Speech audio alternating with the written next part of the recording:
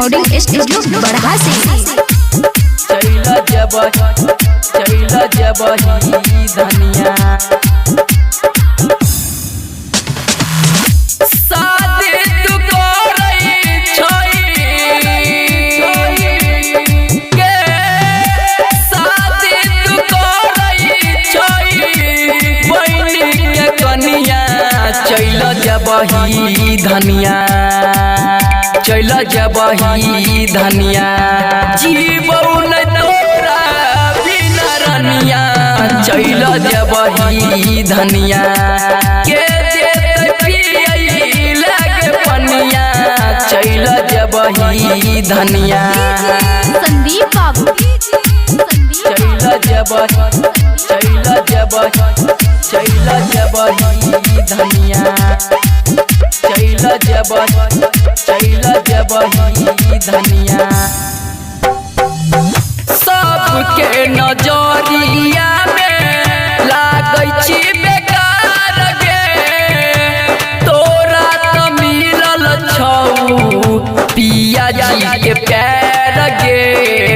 पिया जी के प्यार गे सबके नजरिया में लागै छी बेकार गे तोरा त मिलल छौ पिया जी के प्यार गे पिया जी के प्यार गे खाई छोई ठोकर दिलवा बनबे तू कनिया चैला जब ही धनिया चैला जब ही धनिया जीवऊ न तोरा बिना रनिया चैला जब ही धनिया के देत पियई लागे पनिया चैला जब ही धनिया संदीप बाबू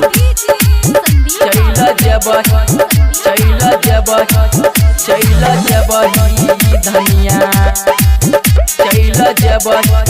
चैला जब ही धनिया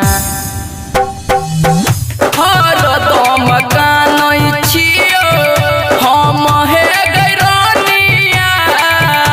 भूललो न जाइ छौ हमरा